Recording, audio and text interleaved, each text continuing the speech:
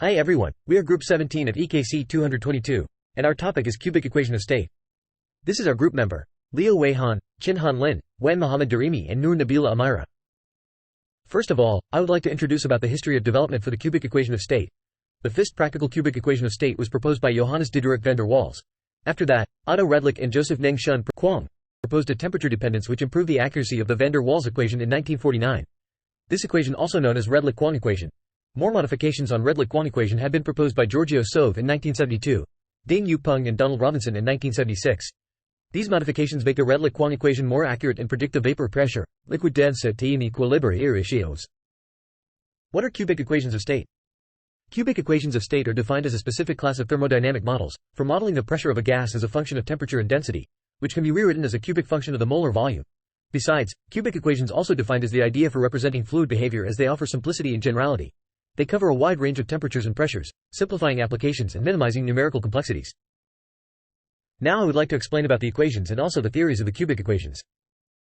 As we can see, the first equation is the van der Waals equation of state. This equation is the first equation that markedly better than ideal gas law.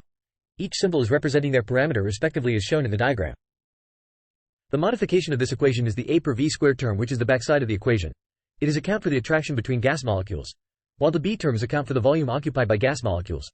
However, this equation also got some limitation. This equation only allows for the prediction of a liquid phase with a limited reliability. It also performs poorly when near the critical point. This diagram is the pressure-volume diagram. The point which marked with X is the critical point. This is the generic cubic equation. The symbol B, theta, K, lambda and N are the parameters that depend on temperature and also composition. This is the Redlich-Kwong equation of state. This equation is considered to be a notable improvement to the van der Waals equation. It is still of interest primarily due to its relatively simple form. Each symbol is representing their parameter respectively as shown in the diagram. The modification on this equation is the attraction term includes the temperature dependence. Other than this, the term also includes the volume occupied by gas molecules in the denominator. Although this equation is modified from van der Waals equation state, it also got limitation. This equation has a poor performance against liquid phase, and it unable to determine the vapor-liquid equilibrium precisely. However, if we compare it with the van der Waals equation, it will have a better prediction. Last but not least, this is the last equation, which is Peng-Robinson equation of state.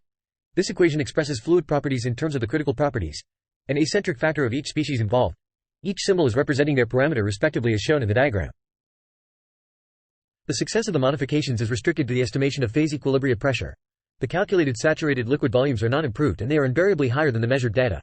The advantages of these equations are they are easy to use, and they often accurately represent the relation between temperature, pressure, and phase compositions in binary and also multi-component systems.